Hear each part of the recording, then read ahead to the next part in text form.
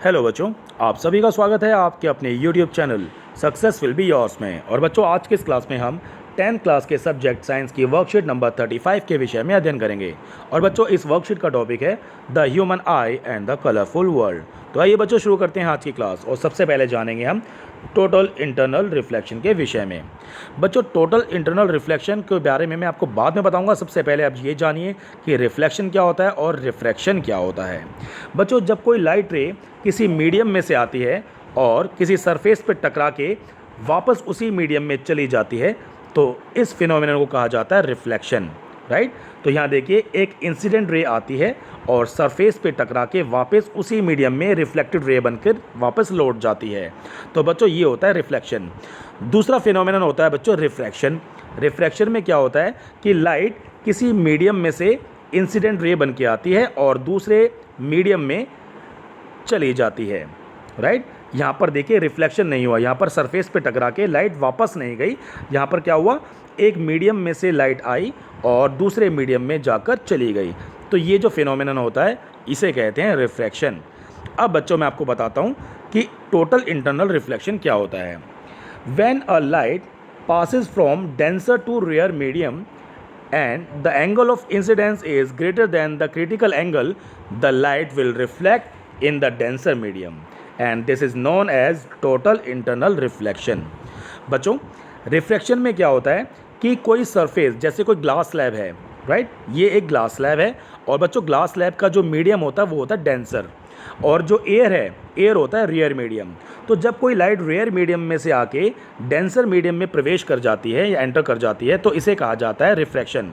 लेकिन बच्चों, रिफ्रैक्शन उल्टा भी हो सकता है कि मान लीजिए ये एक डेंसर मीडियम है, ग्लास स्लैब है, और लाइट अगर मान लीजिए अंदर से डेंसर मीडियम से बाहर की तरफ जाए तो भी रिफ्रैक्शन होता है। राइट। तो ऐसा नहीं है कि रिफ्रैक्शन तभी हो कि लाइट रेयर मीडियम से डेंसर में आ रही है, नहीं, डेंसर से भी अगर रेयर में जा रही है लाइट तो ये भी रिफ्रैक्शन होता है। अब यहाँ पर देखिए बच्चों, होता क्या है, जैसे कोई ग्लास स्लैब है, इस ग्लास स्लैब में जब कोई लाइट इंसिडेंट रे बनती है तो बच्चों बाहर रेयर मीडियम की तरफ जाते समय ये नॉर्मल से दूर जाती है। ये होता है बच्चों सरफेस का नॉर्मल, 90 डिग्री एंगल जो होता है किसी भी सरफेस का, वो होता है नॉर्मल। तो जब कोई लाइट रे इंसिडेंट रे बनकर ये एंगल ऑफ इंसिडेंस बनाती है इस नॉर्मल के साथ, तो डेंसर मीडियम से रेयर मीडियम में जब लाइट प्रवेश करती है, एंटर करती है, तो अवे फ्रॉम द नॉर्मल जाती है। तो जो एंगल ऑफ रिफ्रैक्शन बनाती है वो आई से बहुत ज़्यादा होता है। तो बच्चों, अगर लाइट का ये आई एंगल बढ़ा दिया जाए तो ये आर एंगल और बढ़ जाएगा, एंगल आई और बढ़ा दिया जाए तो ये एंगल आर बिल्कुल कुछ इस तरह हो जाएगा, और थोड़ा सा भी एंगल आई अगर और बढ़ा दिया जाए, जो क्रिटिकल एंगल होता है, क्रिटिकल एंगल से भी अगर थोड़ा सा एंगल और बढ़ा दिया जाए तो ये रिफ्रैक्शन नहीं होगा, ये लाइट रे वापस उसी डेंसर मीडियम में आ जाएगी। मींस अब यहाँ पर हो जाएगा रिफ्लेक्शन, और इसे क्या बोलते हैं, टोटल इंटरनल रिफ्लेक्शन। और यही बात आपको बताई गई है बच्चों कि जब कोई लाइट रे डेंसर मीडियम से रेयर मीडियम में जाती है और क्रिटिकल एंगल से ज़्यादा अगर एंगल आई हो जाता है तो क्या होता है, वो जो इंसिडेंस रे है वो रिफ्लेक्ट होके वापस उसी डेंसर मीडियम में वापस आ जाती है, और इसी को कहा जाता है टोटल इंटरनल रिफ्लेक्शन। और बच्चों, आपने कई बार देखा होगा बाज़ार मार्केट में कुछ फाइबर वाले कुछ ऐसे खिलौने होते हैं जिसमें नीचे यहाँ पर लाइट जल रही होती है और लास्ट में आपको फाइबर के एंड में वो लाइट नज़र आती है, लेकिन फाइबर के बीचों बीच आपको कोई भी लाइट नज़र नहीं आती। तो ये इसलिए होता है बच्चों क्योंकि टोटल इंटरनल रिफ्लेक्शन जो होता है, ये जो फिनोमेना आप देख रहे हो, जिसको अभी आपने समझा, ये फिनोमेना यहाँ पर यूज़ की जाती है। और होता क्या है कि लाइट रे जब इस फाइबर के स्टार्टिंग में आती है तो फाइबर कुछ बच्चों इस तरह का होता है, फाइबर कुछ इस तरह का होता है, और जब कोई लाइट रे इस तरह से आती है कि वो क्रिटिकल एंगल से भी ज़्यादा उसका एंगल होता है तो दोबारा रिफ्लेक्ट हो जाती है, और अंदर जब दोबारा इसका जो एंगल आई होता है वो क्रिटिकल एंगल से ज़्यादा है तो दोबारा रिफ्लेक्ट हो जाती है। तो इस तरह से लाइट बार बार रिफ्लेक्ट होती हुई ये उस फाइबर के एंड तक पहुंच जाती है, और जो लाइट है हमें फाइबर के एंड में ही नज़र आती है, अंदर हमें लाइट नज़र नहीं आती। तो इसी को कहा जाता है बच्चों टोटल इंटरनल रिफ्लेक्शन, जिसका यूज़ खिलौने बनाने में, इस तरह के खिलौने बनाने में कुछ यूज़ किया जाता है। समझ में आया बच्चों? तो चलिए बच्चों, अब यहाँ पर कंडीशन पढ़ेंगे, condition for total internal reflection, कि टोटल इंटरनल रिफ्लेक्शन कब होता है, जब light when light should pass from denser to rare medium. बच्चों डेंसर मीडियम से रेयर मीडियम में अगर लाइट जाएगी तो ही जो वो रिफ्रैक्शन होता है, और वो क्रिटिकल एंगल, अगर क्रिटिकल एंगल से वो एंगल आई ज़्यादा हो जाता है तो वो टोटल इंटरनल रिफ्लेक्शन होता है। तो बच्चों टोटल इंटरनल रिफ्लेक्शन कब होगा? जब लाइट रे डेंसर मीडियम से रेयर की तरफ जा रही होंगी। ऐसा नहीं कि रेयर से डेंसर में आ रही हों।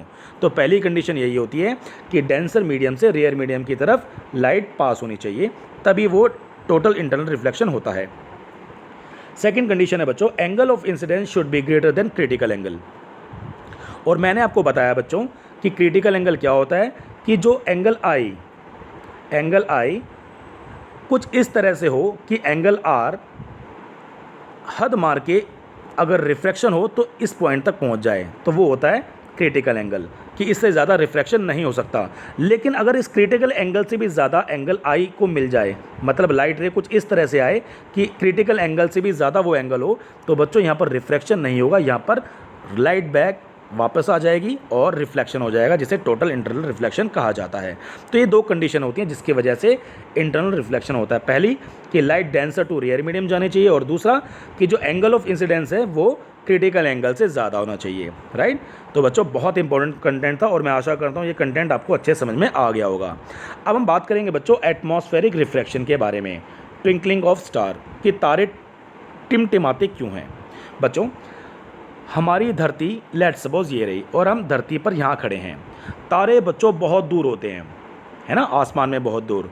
और जब लाइट, जो स्टार से जो लाइट आ रही होती है वो क्या होता है, अब देखो बच्चों स्पेस में तो कोई एनवायरनमेंट नहीं होती, कोई हवा नहीं होती, तो वो रेयर मीडियम होता है। तो लाइट अगर कुछ इस तरह से आ रही है तो हमारी धरती के चारों तरफ जो एनवायरनमेंट होता है उसमें एयर होती है और वो डेंसर मीडियम का काम करती है। तो जो लाइट इंसिडेंट लाइट आ रही होती है वो नॉर्मल से और अंदर की तरफ आ जाती है जब रिफ्रैक्शन होता है ना, क्योंकि रिफ्रैक्शन में क्या होता है, रेयर मीडियम से जब डेंसर मीडियम में लाइट आती है तो टूवर्ड्स द नॉर्मल थोड़ी बैंड हो जाती है। तो बच्चों अगर हम यहाँ पर खड़े हैं तो हमें वो तारा, अगर इस जहाँ पर ये रिफ्रैक्शन हुआ उस पॉइंट को थोड़ा और आगे बढ़ा दें तो ऐसा नज़र आएगा कि तारा यहाँ पर है, लेकिन असल में तारा यहाँ पर था बच्चों। और बार बार हमारी अर्थ की रोटेशन और एटमॉस्फेयर चेंज होता रहता है, और वो हमारा एटमॉस्फेयर जो है वो स्टेशनरी नहीं रहता, इसीलिए हमें बार बार तारे की जो पोजीशन है थोड़ी इधर उधर नज़र आती है, जिसकी वजह से तारा टिमटिमाता हुआ नज़र आता है। और यहाँ पर बच्चों क्या बताया गया, When starlight enters the atmosphere, it undergoes refraction, है ना बच्चों। जब लाइट स्टार से आ रही होती है तो धरती के चारों तरफ जो एनवायरनमेंट होता है वो एक डेंसर मीडियम माना जाता है, और जैसी डेंसर मीडियम में लाइट आती है तो वो नॉर्मल की तरफ थोड़ा बेंड हो जाती है अंदर की तरफ, है ना, तो यहाँ पर रिफ्रैक्शन होता है। So due to this refractive index changes as the light bends towards the normal, the apparent position of the star appears slightly different। तो बच्चों जहाँ पर ये रिफ्रैक्शन हुआ इस पॉइंट को थोड़ा और पीछे की तरफ पीछे बढ़ा दिया जाए तो ऐसा लगेगा कि स्टार यहाँ पर ना होके यहाँ पर था, राइट। सो उसके बाद क्या होता है, since the physical condition of the earth atmosphere are not stationary, the appearance position of the star keep on changing. ऐसा लगता है कि तारा कभी यहाँ पर है, यहाँ पर है, कभी यहाँ पर है, तो तारा हमें बार बार टिमटिमाता हुआ नज़र आता है। That's why they appears to twinkle, इसी वजह से तारे टिमटिमाते हुए नज़र आते हैं। चलिए बच्चों अगली चीज़ देखिए, advance sunlight and delayed sunset. बच्चों सूरज जब उगता है, सनराइज़ जब होता है तो सनराइज़ होने से 2 मिनट पहले हमें सूरज नज़र आना शुरू हो जाता है। मींस अगर सूरज की एक्चुअल पोजीशन यहाँ पर है तो हमें सनराइज़ के समय सूरज यहाँ पर नज़र आता है पहले ही। और जब सनसेट होता है बच्चों तो सनसेट होने के बाद सूरज छिप जाता है, लेकिन फिर भी हमें उस सूरज छुपने के 2 मिनट बाद तक हमें सूरज थोड़ा ऊपर वाली पोजीशन पर नज़र आता है। मींस सनराइज़ होने से 2 मिनट पहले ही हमें सूरज नज़र आ जाता है, और सनसेट होने के 2 मिनट बाद भी हमें सूरज नज़र आता है। तो इसी को कहा जाता है बच्चों advance sunlight and delayed sunset. ये देखिए बच्चों, the sun is visible 2 minutes before the actual sunrise and sunset appears 2 minute after the actual sunset. तो बच्चों सनसेट होने के 2 मिनट बाद तक हमें सूरज नज़र आता है, और सनराइज़ होने से 2 मिनट पहले हमें वो सन की जो पोजीशन है वो नज़र आनी शुरू हो जाती है। वो क्यों? Due to the atmospheric refraction. और वो क्या होता है बच्चों, यहाँ देखिए, होता क्या है, ये हमारी अर्थ है। लेट सपोज सनराइज़ हो रहा है यहाँ पर, ये सनराइज़ हो रहा है। अभी सन की पोजीशन हमारी अर्थ के मुकाबले यदि हम कंपेयर करें तो सन अभी यहाँ पर है, और आप अगर यहाँ खड़े हो तो सन की जो लाइट है बच्चों, सनलाइट, वो होता क्या है, सनलाइट आपकी तरफ आ रही है और हमारी अर्थ के पास जो एनवायरनमेंट होता है मॉर्निंग में वो ठंडा होता है, वो डेंसर मीडियम का काम करता है।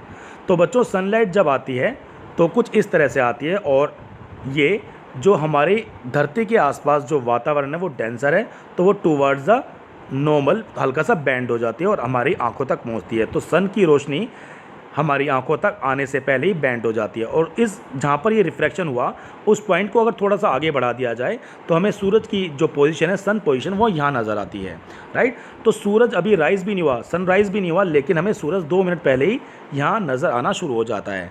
सेम इसी तरह से बच्चों जब सनसेट होता है शाम के समय तो सन यहाँ पर सनसेट हो चुका होता है, लेकिन जो सूरज की रोशनी होती है वो क्या होता है बच्चों, सूरज की रोशनी कुछ इस तरह से आ रही होती है और धरती पर आते समय हल्की सी बैंड हो जाती है। तो अगर हम यहाँ पर खड़े हैं तो सूरज अभी भी हमें ऊपर की तरफ पोजीशन में यहाँ पर नज़र आता है।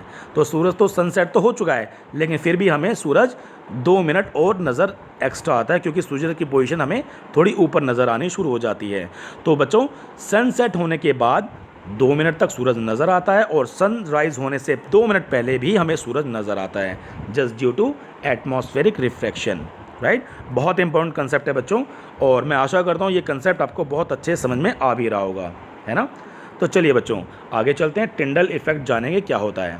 बच्चों when beam of light strikes टिनी water droplets suspend particles of dust etcetera called colloidal particles, the path of the beam visible. बच्चों कभी भी देखना, कोई ग्लास है, उस ग्लास में अगर पानी भरा हुआ है, उस पानी में बहुत छोटे छोटे ड्रॉपलेट्स हैं या छोटे छोटे डस्ट पार्टिकल्स भी अगर पानी में हैं, और अगर आप उसमें कोई लाइट बीम या लाइट रे अगर आप उसमें पास करोगे तो बच्चों आपको लाइट का वे नज़र आना शुरू हो जाएगा, लाइट की जो पाथ है वो आपको नज़र आना शुरू हो जाएगा। क्यों? क्योंकि वो जो लाइट है वो उन टिनी पार्टिकल्स पे टकराती है, जो कि डस्ट पार्टिकल्स हो सकते हैं या फिर वाटर ड्रॉपलेट्स। तो जब इन ड्रॉपलेट्स और डस्ट पार्टिकल पर लाइट टकराती है तो जो लाइट का पाथ है वो विजिबल हो जाता है।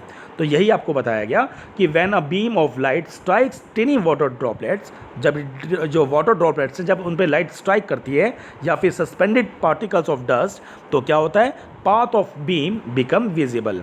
तो जो लाइट का जो पाथ होता है वो विजिबल हो जाता है, और इसी को कहा जाता है टिंडल इफेक्ट। बच्चों आपने कई बार देखा होगा घरों की खिड़कियों में सूरज की रोशनी जब अंदर आ रही होती है तो डस्ट पार्टिकल्स आपको नज़र आते हैं, और उन डस्ट पार्टिकल के साथ आपको वो लाइट भी नज़र आती है कि लाइट कहाँ से कहाँ तक आ रही है ना। तो जो लाइट का पाथ होता है वो विजिबल हो जाता है जब वो लाइट उन डस्ट पार्टिकल पे टकराती है। तो इसी को टिंडल इफेक्ट कहा जाता है बच्चों। और पानी में भी आपने देखा होगा, पानी में भी अगर छोटे छोटे अगर पार्टिकल्स हैं तो जब लाइट बीम उस पर डाली जाती है तो भी लाइट का जो पाथ है वो विजिबल हो जाता है, राइट। इसी को कहा जाता है बच्चों टिंडल इफेक्ट। तो बच्चों very fine particles scatter many blue light white particles while particles of larger size scatter light of longer wavelength। बच्चों जो बहुत छोटे छोटे पार्टिकल्स होते हैं ना, ये ब्लू लाइट को स्कैटर ईजिली कर सकते हैं, ठीक है। तो जो आपने टिंडल इफेक्ट पढ़ा वो यही था कि जब लाइट बीम को ऐसे पार्टिकल में या फिर ऐसे सब्सटेंस में जब पास कराया जाता है, जैसे मैंने एक पानी बताया उसके अंदर छोटे छोटे पार्टिकल्स हैं, तो उसमें भी टिंडल इफेक्ट शो करता है। और the colour of scattered light depends upon the size of colloidal particles. और जो पार्टिकल्स होते हैं ना, जो कोलोइडल पार्टिकल्स होते हैं किसी भी सब्सटेंस में, वो डिपेंड करता है, जो स्कैटरिंग ऑफ कलर्स हैं वो डिपेंड करता है उनके साइज़ के ऊपर। जो बहुत छोटे पार्टिकल्स होते हैं बच्चों सॉल्यूशन में, जो टिनी पार्टिकल्स होते हैं बहुत छोटे, वो ब्लू लाइट को स्कैटर करते हैं। लेकिन अगर उस सॉल्यूशन में जो पार्टिकल्स का साइज़ है अगर वो ज़्यादा बड़ा है तो वो लॉन्गर वेवलेंथ वाली लाइट को स्कैटर करेंगे, जैसे कि रेड लाइट की जो वेवलेंथ होती है वो बहुत ज़्यादा होती है बच्चों, और ब्लू लाइट की वेवलेंथ बहुत कम होती है। तो जो छोटे पार्टिकल्स होते हैं वो ब्लू लाइट को ज़्यादा स्कैटर करते हैं, और बड़े पार्टिकल्स जो होते हैं वो रेड लाइट को ज़्यादा स्कैटर करते हैं, राइट। तो बच्चों चलिए अब सबसे मेन इंपॉर्टेंट जो यहाँ पर कंटेंट है उसको जानेंगे। Why sky appears blue in the colour, कि हमें आसमान नीला नज़र क्यों आता है। बच्चों स्कैटरिंग ऑफ लाइट अभी जो आपने टिंडल इफेक्ट में पढ़ी वही यहाँ पर आप देखिए। The colour of the sky appears blue due to scattering of light. When the sunlight passes through the atmosphere, fine particles in the air will scatter the blue color more strongly than red. क्योंकि बच्चों environment में हवा में बहुत छोटे छोटे particles होते हैं और वो छोटे पार्टिकल्स क्या करते हैं, फाइन पार्टिकल्स जो होते हैं वो ब्लू लाइट को स्कैटर ज़्यादा अच्छे से करते हैं। तो जो एनवायरनमेंट में छोटे पार्टिकल्स हैं वो ब्लू लाइट का स्कैटर बहुत ज़्यादा करते हैं, बहुत स्ट्रॉन्ग तरीके से करते हैं रेड के मुकाबले। इसीलिए बच्चों जो ब्लू लाइट स्कैटर हो जाती है उसी वजह से जो आसमान है हमें वो ब्लू नज़र आता है, राइट। तो बच्चों ये बहुत इंपॉर्टेंट क्वेश्चन था जो बहुत बार आपसे एग्जाम में पूछा भी जाता है।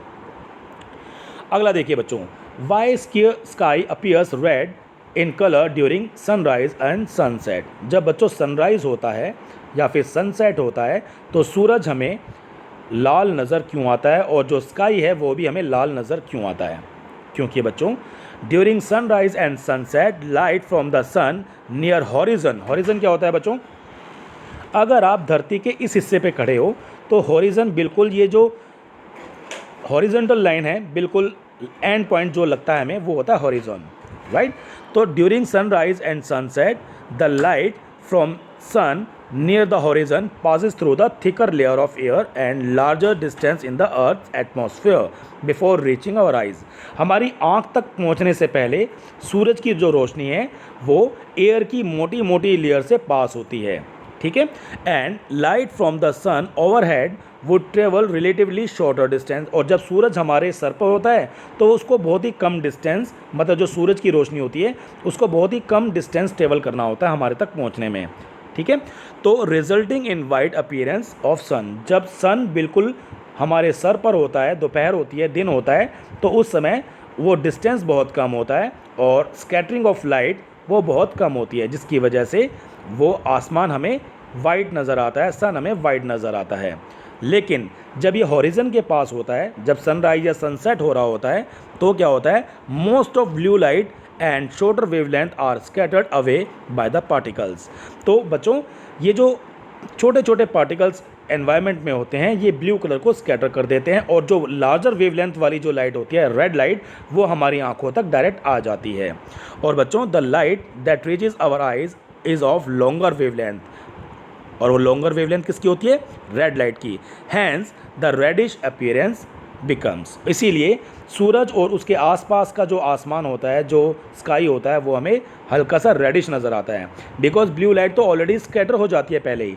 तो जो लार्जर वेवलेंथ वाली जो लाइट होती है वो हमारी आंखों तक आती है और वो लाइट होती है रेड लाइट। इसीलिए बच्चों सन और सन के आसपास का जो स्काई होता है वो हमें रेड नज़र आता है, कब, सनसेट और सनराइज़ के टाइम, राइट। तो बच्चों बहुत इंपॉर्टेंट कंटेंट था, आशा करता हूँ ये आपको कंटेंट समझ में आ गया होगा। सो यहाँ पर जो क्वेश्चंस दिए हुए हैं बच्चों वो सारे मैंने आपको डिस्क्राइब कर दिए हैं, अच्छे से समझा दिए हैं कि ट्विंकलिंग ऑफ स्टार क्यों होता है, because describe the following phenomenon. यहाँ पर बोला गया है कि जो भी फिनोमिनन है उनको आप डिस्क्राइब कीजिए। ट्विंकलिंग ऑफ स्टार वो मैं आपको बता चुका हूँ, बिकॉज रिफ्रैक्शन, एटमॉस्फेरिक रिफ्रैक्शन की वजह से। Blue appearance of light, scattering of blue light की वजह से। Red appearance of sun during sunrise and sunset, because जो लॉन्गर वेवलेंथ होती है रेड लाइट की वो हमारी आंखों तक आती है, इसीलिए सन और जो स्काई है वो हमें रेड नज़र आता है। And advance sunset and sunrise, sunset और सनराइज़ हमें थोड़ा पहले नज़र क्यों आते हैं, बिकॉज आपको बताया एटमॉस्फेरिक रिफ्रैक्शन। तो बच्चों ये कंटेंट आपको समझ में आ गया होगा, ऐसी मैं आपसे आशा करता हूँ। So thank you so much मेरे बच्चों, जो आपने अपना कीमती और वैल्यूबल वक्त दिया इस वीडियो को देखने में और इस कंटेंट को समझने में। थैंक यू सो मच मेरे बच्चों।